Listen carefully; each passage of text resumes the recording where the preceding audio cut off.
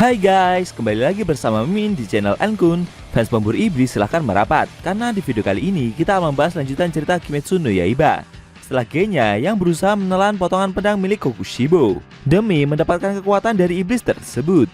Lebih tepatnya kita akan mereview manga Kimetsu no Yaiba chapter 173 yang bersumber dari website manga kita, Mangaku atau Komiku.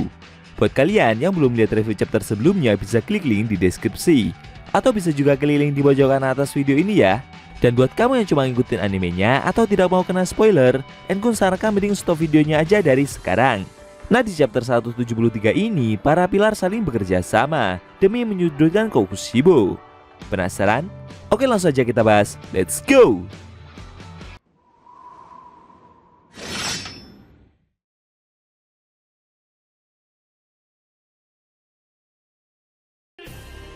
Di awal scene, kita diperlihatkan Himejima Gyomei yang mencoba menahan serangan brutal dari pernafasan bulan yang Kokushibo keluarkan. Pilar batu itu tidak habis pikir. Sebenarnya ada berapa teknik pernafasan yang iblis itu miliki, karena serangan yang Kokushibo keluarkan seperti tidak ada habisnya. Sambil terus menghindari tebasan pedang yang iblis itu lancarkan, Gyomei seperti merasa janggal dengan kondisi yang Kokushibo miliki. Tebasan pedang yang dia lancarkan begitu sangat cepat. Semua gerakan yang Gyomei lakukan terbaca olehnya, sehingga dia kesulitan untuk melancarkan serangan balik. Menurut pilar batu itu, jika dia sampai membuat kesalahan, maka dia akan menerima tebasan dari lawan sebelum bisa memberikan serangan balasan. Bagi Gyomei, kondisi saat ini begitu gila. Kokushibo seperti menunggu momen di mana pilar batu itu mau melancarkan serangannya dan berusaha menjaga jarak yang aman menggunakan tebasan pedang besarnya tersebut. Gyomei penasaran, apa yang sebenarnya dilihat oleh iblis itu? Apa dia memiliki semacam kemampuan supranatural atau semacamnya? Sambil terus menghindari serangan tersebut, pilar batu itu berusaha untuk terus mempertajam inderanya dan mencoba memahami kondisi ini yang begitu janggal. Menurutnya, iblis adalah manusia yang wujudnya telah diubah.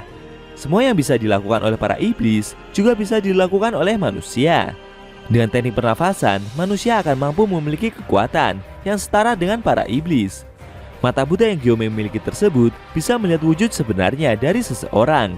Maka dari itu, dia tidak bisa ditipu oleh sembarang manusia yang dia temui. Gyomei terus berusaha mengamati dan menganalisa keadaan semampu yang dia bisa. Di saat yang bersamaan, di sebelahnya ada Sanemi dan Muichiro yang juga berusaha untuk maju sambil menghindari tebasan pedang yang Kokushibo lancarkan.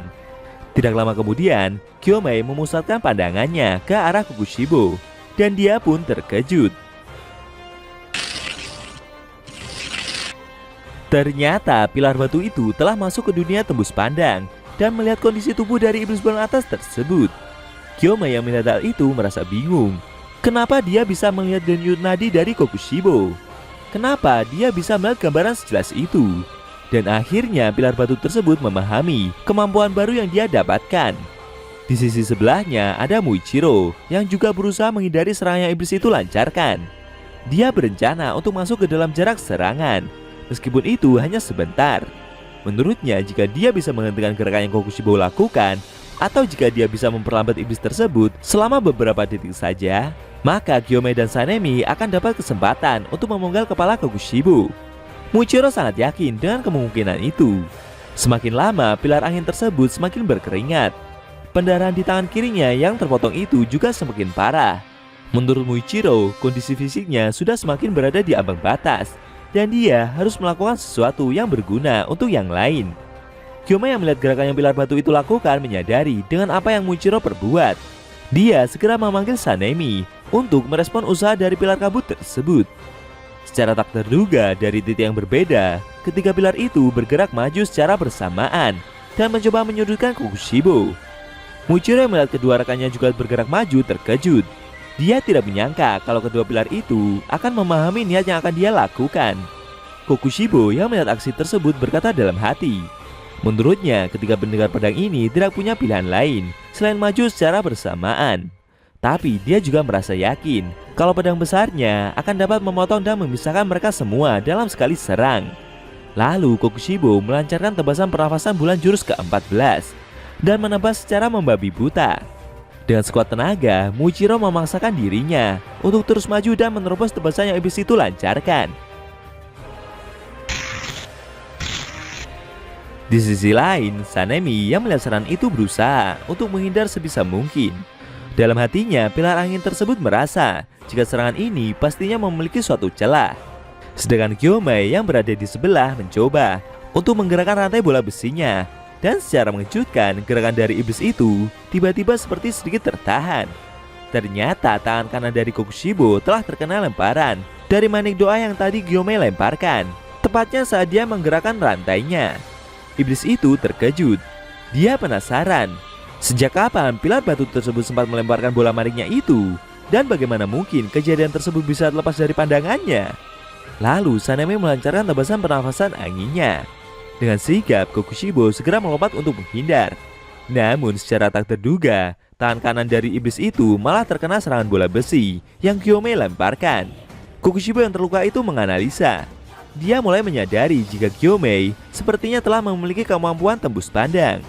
Melihat iblis itu sedikit lengah, dengan cepat Muichiro langsung menusuk perut Kokushibo dari arah samping.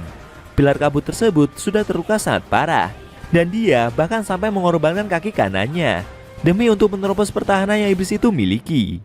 Kokushibo yang ditusuk itu menyadari jika urat leher dari pilar kabut tersebut sepertinya masih utuh. Dia tidak habis pikir, meski sudah terluka parah, bocah ini masih mampu menghindari serangan fatal yang dia lancarkan.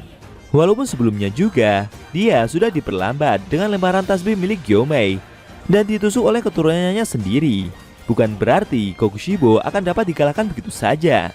Tapi setelah melihat tatapan mata dari Muichiro, Kokushibo menduga kalau sepertinya pilar kabut ini juga telah mampu melihat dunia tembus pandang. Iblis itu melihat Gyomai yang bergerak maju untuk melancarkan serangan. Menurutnya, kemampuan tembus pandang milik pemburu iblis tersebut juga telah aktif saat pertempuran ini sedang berlangsung.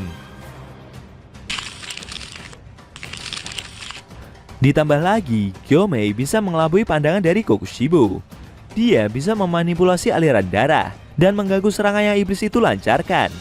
Kokushibo yang semakin tersudut itu merasa jika sepertinya satu persatu hal yang mengejutkan telah terjadi. Tapi menurutnya tak ada satupun serangan dari mereka bertiga yang mengarah ke leher. Kokushibo yakin jika serangan tipuan yang mereka lakukan ini tidak akan berarti, apalagi setelah iblis itu melihatnya, meskipun itu hanya sekali saja. Lalu Sanemi dan Gyomai bergerak maju mendekati iblis tersebut. Melihat dia tidak bisa bergerak, Kokushibo segera mengangkat pedangnya demi menebas ketiga pendekar pedang itu. Muichiro masih berusaha menahan iblis itu berusaha agar Kokushibo tidak lepas. Dia juga berharap semoga saja Genya yang berada dari kejauhan mau membantu serangan dengan tembakannya. Karena sebelumnya Muichiro juga sudah berpesan kepada Genya untuk tidak perlu memikirkan kondisi dari pilar kabut itu. Ternyata Genya yang sedang menodongkan pistol itu telah berhasil mencerna potongan pedang milik iblis bulan atas tersebut, sehingga membuat penampilan dari pemburu iblis itu menjadi mirip seperti Kokushibo. Selain itu, kekuatannya juga meningkat dan mendapatkan jurus darah pula. Genya yang mencoba membidik dari kejauhan itu teringat pesan dari Muichiro sebelumnya. Waktu itu Muichiro meminta Genya, di saat dia bisa menghentikan gerakan dari iblis tersebut, Genya harus menembak mereka berdua tanpa ragu. Di sisi lain, Kokushibo mencoba untuk melepaskan diri dengan cara menebas Muichiro. Tapi dari kejauhan, dengan tatapan seriusnya itu, akhirnya Genya benar-benar menembak mereka berdua. Apakah tembakan Genya akan berefek kepada Kokushibo? Dan bagaimana nasib dari ketiga pilar yang menyerang iblis bulan atas tersebut? Sayangnya, scene cerita manga Kimetsu no Yaiba chapter 173 telah berakhir.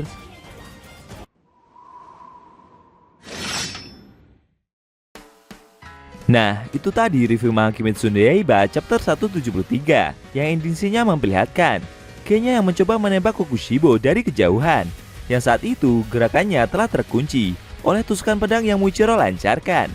Bagaimana menurut kamu? Jangan lupa tinggalkan komentar kalian ya. Kalau mau nonton review sebelum atau selanjutnya, bisa klik link di deskripsi.